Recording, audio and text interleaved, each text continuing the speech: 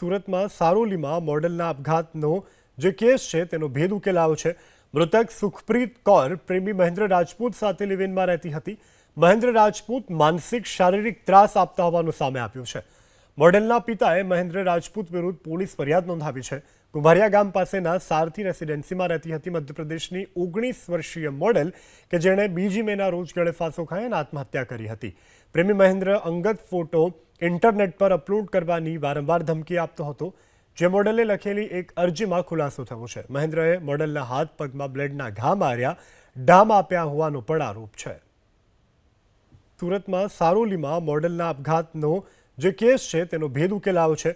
મૃતક સુખપ્રીત કૌર પ્રેમી મહેન્દ્ર રાજપૂત સાથે લિવ-ઇનમાં રહેતી હતી। મહેન્દ્ર રાજપૂત માનસિક શારીરિક ત્રાસ આપતા હોવાનું સામે આવ્યું છે। મોડેલના પિતાએ મહેન્દ્ર રાજપૂત વિરુદ્ધ પોલીસ ફરિયાદ નોંધાવી છે। કુંભારિયા ગામ પાસેના સારથી રેસિડેન્સીમાં રહેતી હતી મધ્યપ્રદેશની 19 વર્ષીય મોડેલ કે જેણે બીજી મેના રોજ ગળે ફાંસો ખાઈ અને આત્મહત્યા કરી હતી।